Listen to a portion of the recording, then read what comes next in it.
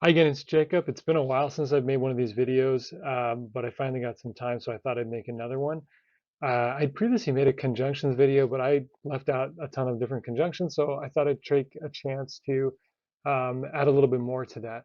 Again, if this is the first time watching these, um, I'm obviously a native English speaker, so coming from an English-speaking background, I learned Samoan as a missionary when I was 19 years old.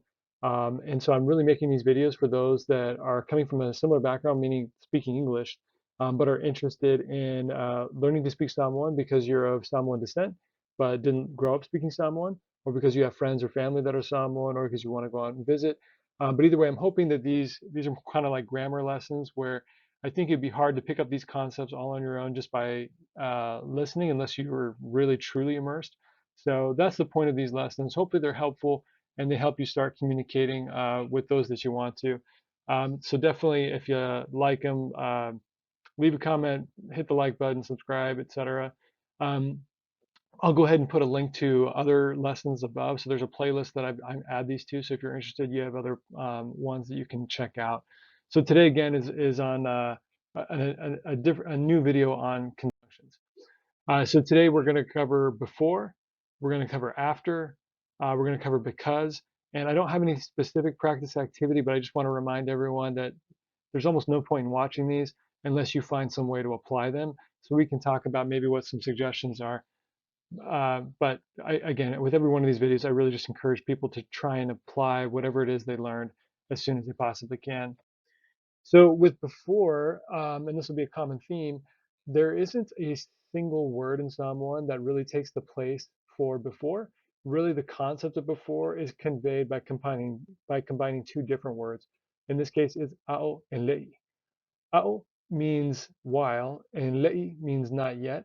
And so when you combine them, it kind of conveys the meaning of before. So it sounds weird in English, but if you were to, instead of saying before in a sentence, if you were to say while not yet, you kind of do convey that same meaning. Um, so just a couple things as we talk about conjunctions, just to kind of familiar with vocab that I'll be using in a lot of sentences that include a conjunction. There's a dependent clause and there's an independent clause. And really, in the case of before, what this means is the independent clause is the part of the sentence that could be a sentence all on its own. It doesn't need anything else. It could stand on its own. The dependent clause is the part of the sentence that if all that was there was the dependent clause, you'd kind of be left scratching your head. So, for example, um, I went to the bath. I went to the bathroom before I left the house. I went to the bathroom is the independent clause. It stands all on its own. Before I left the house, I couldn't just say that and everyone knows what I'm talking about. Clearly, everyone's kind of like waiting for and. So that's what I mean by independent clause and dependent clause. So the reason I bring that up, ao, when you say ao in Samoan, it actually takes the place of the tense marker for the dependent clause. So if that doesn't make sense to you, I have other videos on how to use verbs and how to use tense markers. But basically what I'm saying is you don't need to stress that there's no tense marker associated with the verb in the dependent clause because ao is taking the place of that tense marker. So um, the other thing to mention is ao and lei are not always right next to each other. They can be separated in some cases by a descriptive pronoun. Again, there's other videos on descriptive pronouns. This actually follows the same type of sentence structure as you'd see in a regular descriptive pronoun sentence structure. So I'll just give you examples, and if you want to refresh or if you've never seen it before, again, I'd check out that playlist and find the one about descriptive pronouns or verb sentences. So as an example, I'll go ahead and read the Psalm 1 example. I try and do that for pronunciation, and we'll talk about how it applies. So in our first example, Sao le'ialu ilifale oloa. I messed that up already. Sao alu ilifale oloa. A'u le'i manava mai lo'utama. Sao alu ilifale oloa. A'u le'i manava mai lo'utama. So here the independent clause is Sawalu ili faleoloa, and that means I went to the store. Sawalu is I went, ili faleoloa is to the store. Aolei means before, obviously. Manavamai lo'utama. Manavamai is a word for get off work. and lo'utama is my father. So hopefully you can kind of see that in practice. The next example will be where we actually separate a'o and le'i with a descriptive pronoun. In this case, it'll be the descriptive pronoun o, which is means I. So olea o ta penele fale a'o o le'i fale saka. Olea o ta penele fale a'o o le'i fale saka. So what this translates to is I will clean the house or organize the house before I do the cooking. Saka is like the kind of cooking that involves boiling water, so boiling bananas, boiling like taro or something like that. Um, so again, in this case, the independent clause has the tense marker olea, and it's olea o ta pena le fale. Um, Again, that just means I will organize the house. It stands on its own. The dependent clause is ao o le'i fai le saka. So again, ao and le'i are separated by the descriptive pronoun o, and then fai le saka is just the term. Fai is the verb to do, and then le saka is like the type of cooking that requires boiling water. So another thing to point out is just like in English, where you can put before in the middle of a sentence to separate an independent clause and a dependent clause. Uh, in in some in English, you can actually lead with the dependent clause and then follow it with the independent clause, and you can do the same thing in Samoan. So what that means is basically starting the sentence with before. So the examples I have here are, I just basically converted those two prior examples to flip the dependent clause to come first instead of second. So it's translates to, before my dad got off work, I went to the store. And again, the second example, so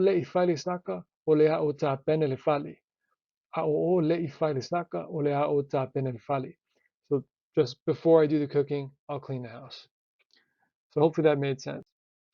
With the next conjunction we'll talk about is after, and similar to before, there's no one word that really means after in Samoan, but rather you convey that meaning by combining two separate words, which are when and finished. And there's actually two different ways to say when in Samoan. Well, in this context, there are two different ways to say when. One way is talking about the future or hypothetical tense. And then the other was talking about the past tense. And so what I mean by that is, like as an example, when I read, I like to lie in bed. That's really a hypothetical, or it's kind of like the hypothetical tense. You're just talking about that's always. That's just generally how I am. Another, but when you're using past tense, it would be, uh, when I graduated, my parents attended the ceremony. So that's a thing that happened in the past. You're describing an event that happened in the past. It's definite. It's not hypothetical. It's not in the future. It literally happened. So um, for the future tense, we use a or pe'a. You say pe'a if it comes in the middle of the sentence. Use a if it comes at the beginning. And then inaua is when you're talking about the past. So hopefully that'll make sense in some of the examples, but just a heads up on how that works. So um, and like just like a'o and le'i, a and pe'a take the place of the tense marker. So again, for the dependent clause here, you don't need to worry about a tense marker. And inaua actually includes the tense marker ua. So you also don't need an additional tense marker there, although you may need to actually connect it to the verb. And so I'll talk about how that works. So first example is going to be in the past tense. And so I'll say the Samoan sentence, and then we'll talk about it. Sao tala noa masini, eina ua uma ono o tala noa ma ioane. Sao tala noa masini, ina ua uma ono o tala noa ma ioane. So sao tala noa masini is the independent clause here, and it just means I talked with Simi. Simi is like a Samoan name for like Jim. I'm just making these up. So I spoke with Jim. Ina ua uma, when I finished or after ona o tala noa ma ioane. So here, this is after I spoke with John. The thing to point out here is you say ina ua uma, but you actually have to, because uma is a verb itself, you actually have to connect the tense of after in this case with the following verb, which in this case is talanoa still. So we say ina ua uma and then you have, so uma is the first verb, talanoa is the second verb. You've got to connect the tense by using the particle ona. It's kind of confusing, but you do see it all the time. And I have a different video on can and should and must, mafai, tatao, and ao. And that's where you also see this particle ona because you typically are using can with another verb. And so it's just a way of basically relating the tense of the first verb to the second verb. It's not a tense marker in and of itself because no matter what tense marker the first verb had, it's just conveying that same exact tense to the second verb. Maybe a little bit confusing, but if you read or if you listen to people speak, you hear it all the time.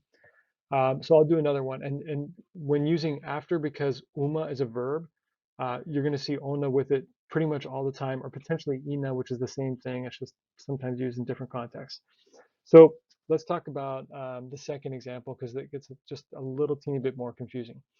E awi na e whaile kuka, pe a uma ona e matamata la porokalame. E awi na e whaile kuka, pe a uma ona e matamata la porokalame. What this means is you must make dinner after you watch your program.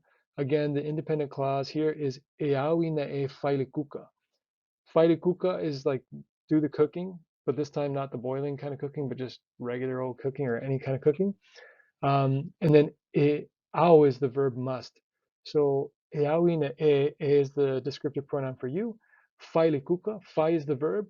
Lekuka is sort of the object in this case.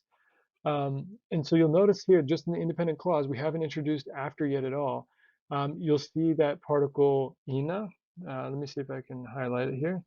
You'll see that particle ina. That's just like ona. It connects the tense, this tense marker a, that we're using for the verb ao with the second verb fai. So you could have probably said eao ona e fai. You could have said that as well.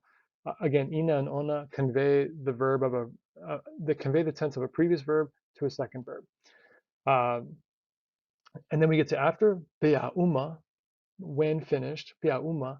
Again, we have the particle ona because we have a second verb coming in that sentence. Pea uma ona e is the descriptive pronoun for you. Pea uma ona e matamata. Matamata is that second verb, means to watch. Lao porokalame, your program. Again, I make up these sentences. They're kind of dumb sentences, but it is what it is. All right, so hopefully that made sense. And again, just like for ulei or before, we can put after in the beginning of a sentence or we can put it in the middle. It doesn't really matter. It's just putting the dependent clause first and the independent clause second. So we can flip both of those two examples. Um, so I'll go ahead and read them again. Ina wo uma ona o talanoa ma yuane, sao talanoa ma sini. Just means after I spoke with John, I spoke with Jim. Again, same exact sentence as before, we just flip the clauses. The second example, a uma ona e matamata la porokalame, iawi na e whairekuka. A uma ona e matamata la porokalame, iawi na e whairekuka. So hopefully that made sense. Again, let me know if not in the comments. Because you'll use this all the time, just like we do in English. Also, similar to English, there's more than one word for because technically. In Samoan, there are also multiple words for because. There are some that are far more common than others, and so we'll talk about those. So basically, the most common word for because is going to be ona, not to be confused with the particle ona that we just talked about in terms of connecting a tense marker to a second verb. It sounds confusing, but once you put it into sentences, you'll never get them confused, but it'll be confusing at first. So anyway, ona is probably the most common way of saying because. Another one is talu, which is it's still common, but it's a little bit less common, and it kind of translates in my mind to how we might say owing to or since in English to kind of convey the meaning of because. You know, hey, since I have no money, I can't buy dinner. That's the same thing as saying because I have no money, I can't buy dinner. That's kind of how talu is. It's probably used about the same frequency as we use since in English to convey because, and it kind of works the same way. Awa is less common, and I would kind of translate that to the English word for to mean because. And really, this is used a lot in say reading scriptures and kind of older language stuff, or even maybe speeches. But it's not that common in spoken uh, Samoan, at least not in my experience. And so that's why, and that's kind of how for is in English. We don't often say, for I have no money, I cannot buy the dinner. We just don't really say that, but technically you could use that. You could say that, but it kind of sounds Shakespearean or something. So anyway, that kind of gives you an idea. If you take away one thing, take away ona from this. So both ona and awa can be dropped in between two complete clauses, similar to English when we use because. So again, I have a couple examples. Uo le lava ona sau toleni ananetayau. Uo le lava ona sau toleni ananetayau. So we have two complete clauses here. We have uo le lava, which basically means I'm tired. And then we also have sao toleni ananetayau, which means I worked out earlier this morning. All we're doing is putting ona in between those two complete clauses, and it means because. So I'm tired because I worked out earlier this morning. So make up any two independent sentences, and you can drop ona in between, and that's all you need to do. There's nothing special after that. Second example, ele mafai ona tautala oia awa ele ai sona lala faiva. Ele mafai ona tautala oia awa ele ai sona lala faiva. So here it's a little bit tricky. You'll see the word ona in this sentence, but it doesn't mean because here. This is the type of ona that connects the tense from a first verb to a second verb. In this case, the first verb is mafai and the second verb is tautala, and we convey the tense from mafai to tautala using the particle ona. It does not mean because. The way you can kind of tell that is because of where it's positioned in the sentence. It's sitting between two verbs. That's not how you'd ever see because. So that's kind of how you can tell. Here, because that we're using is, of course, awa. So it's still two complete clauses. So ele mafai ona tautala oia is he cannot talk. That's a complete clause all by itself, a complete sentence all by itself. The second clause or sentence is eleai sona lalau faiva, which means his tongue does not exist. Again, there's other lessons where you can learn about how possessive pronouns and things like that work. But this means he has no tongue. We stick awa in between, and it just means because. We could have swapped out awa with ona, and it probably would have made it even more sense. But I'm just trying to show you they're interchangeable. One just sounds a little bit more archaic, just like for, when you swap in for because in English, it sounds a little bit more archaic. It sounds like Shakespearean. Okay, lastly, talu. Talu is usually followed by the particles I or ina, but you can place them in between two complete clauses. So the example I have here is elema fai ona o stavali taluai o mamai o vai. Taluai o mamai o vai, or you could say taluino o mamai o vai. So again, you don't hear this quite as often, but again, what we have is two complete clauses. Ele mafai ona o stavali, I cannot walk. Again, you see ona here, but it doesn't mean because. It's connected to mafai and stavali. So ele mafai ona o stavali, I cannot walk. Taruai, because, or since, or owing to. Ua mamai o uvai, my legs are sick or my legs are injured. Mamai means sick, but it can kind of mean injured. You could have put other verbs there, like beva and things like that. Anyway, hopefully that makes sense. If you take away one thing, take away ona, and you can use it to connect two independent sentences to mean because, and you're going to be fine in 99% of the cases. All right.